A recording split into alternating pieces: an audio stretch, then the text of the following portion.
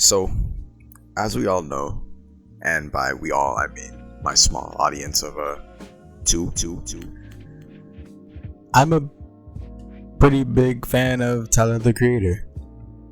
I remember the first song, one of his first songs I listened to was OKRA, or however you pronounce that. Yeah, at first I never really understood the hype behind why this guy was so popular, since I was getting into hip hop at the time. But like back when dubstep was like still a thing. Not gonna lie, it took some getting used to with his like unorthodox style of rhyme scheming, but after a while, like, he's easily became one of my favorite artists of all time. Now, considering the title of the video, I'm not explicitly stating that Tyler has only 4 good albums, which I'm later gonna discuss in the video. I love Bastard, Wolf, and Cherry Bomb. Goblin, not so much. It kind of fell apart in the middle half of it, and the end was like alright, but the beginning was like really strong. Even then, I'm not gonna involve these in the list, particularly because most of his albums that I'm gonna be talking about has had like a lot of praise and acclaim for it. So let's get in the video.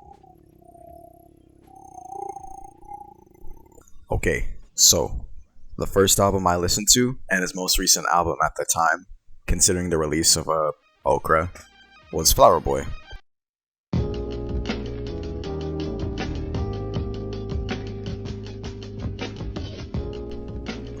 This could have been like any other album, but if you're familiar with Tyler's work, you know that this was definitely a new sound that would eventually define his style of music later on. It was also pretty big at the time too, when you take into account that Cherry Bomb came 2 years prior, and it was arguably one of his worst albums of all time. Yeah, I'm Willing to Die on that hill. Me and my 4 fellow acquaintances who listen to Cherry Bomb will forever die on that hill, as I think it's his most necessary album for him to like progress between the transitional period between Wolf and where we are now. It was a nice change of pace from his last album, with the track opening up on some introspective views with events going on around at the time, like systematic issues, sexual identity, which would be the candid theme of the album, and possessions. It felt serious as compared to his other opening tracks on other albums of his, which pretty much sets up the tone and pace, as you know this isn't gonna be something lighthearted like Wolf or Goblin, but rather something that is more personal for him, like a reflective discovery of self for Tyler. Like songs about his sexuality, like the literal metaphor that is Garden Shed. Honestly, the album is very unique because it opens up a wide variety of topics for each song that I probably can't fit into the whole video, but who knows, maybe I'll tackle this again in a different video. Important note corner over here. There are some tracks, some highlights here: Who Dat Boy, See You Again, 911 Mr. Lonely, and Boredom.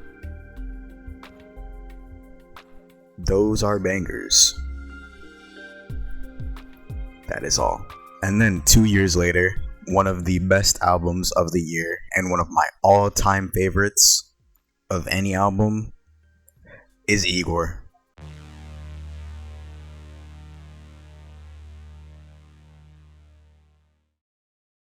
Now, one thing about me is I'm a sucker for good storytelling, whether it be through shows, video games, reading a book, which, I mean, let's be honest, who's really reading a book in 2025?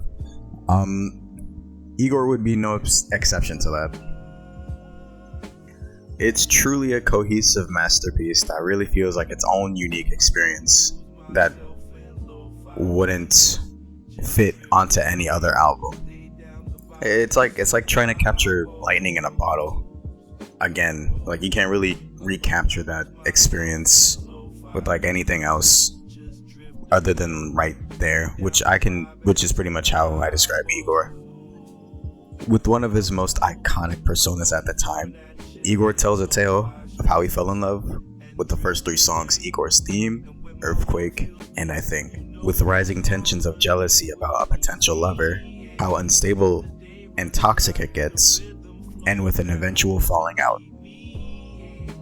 Finally, the album resolves itself with a question for closure that seemingly puts the perspective of this never-ending cycle of falling in and out of love.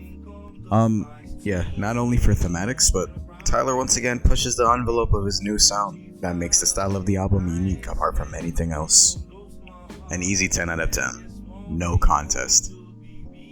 After Igor was when I really locked in with Tyler's music and started getting into his older content, which was pretty amazing to see the progression of his style advance throughout the years. I was eager to hear the next announcement of his album, which lo and behold would be revealed to be and see where he went from there. We open up with a new ego, Sir Baudelaire, whose entrance was anything but quiet. In fact, this whole album was anything other than quiet. We have songs like Corso, Limithead, Lumberjack, Hot Wind Blows, and Rise that give off this braggadocious aura. Pretty much a victory lap on where he's at right now, which he's done successful for himself, as he's done clothing brands such as Golf Wang and Golf LaFleur, along with other collaborations like Louis Vuitton and other clothing brands that I can't think of right now. Just like everyone else, I love humility, but every now and then, when it comes to another rags to riches story, I always love it when artists just want their success. That's not too in your face, but just being proud of your accomplishments and what you've done to contribute. We're getting sidetracked here though. We also have some introspective tracks again, like Massa and Manifesto, delving into social issues at the time, like his response to cancel culture. And of course we also have more personal and sentimental tracks like What's Your Name, Sweet Sweet, I Thought You Wanted to Dance, and Wilshire, peak of the album. And of course we also have The Estate Sale, which is also pretty good. It's no Igor, but it's certainly a certified banger. Finally, with his most recent album, was like his versions of Mr. Morale and the Big Steppers. When you delve into this album, there's almost a certain level of vulnerability and confidentiality with the subjective songs we have here, like Darling I, that might seem like a vapid love song, yet explores a side that we haven't seen before with issues of commitment and wanting to have his cake and eat it too. Yet it's overshadowed by his feelings of guilt, being unable to remain loyal to one partner. Which leads into the next track, Hey Jane. It dives deep into commitment and responsibility as both Tyler and his lover are in shock about their unexpected child. The song feels human, and it's a mixture of uncertain emotions that expresses his love for his lady, but doesn't want to settle down and give up his freedom just yet. And Noid, which is Tyler's take on parasocial relationships and how bad it's become. What gives a fuck about that? I really want to talk about the second half of the album. That's where it really shines. Songs like Sticky, Tomorrow, and Balloon are really great. You have songs like Take Your Mask Off, which is another favorite of mine, as it talks about putting up a front, deviating from your true self. Like Kendrick's You Ain't Gotta Lie. Thought I Was Dead, which is the hypest track off the album, and the fucking peak of the album, and a top 5 Tyler song for me. Like Him, where he's at his most vulnerable.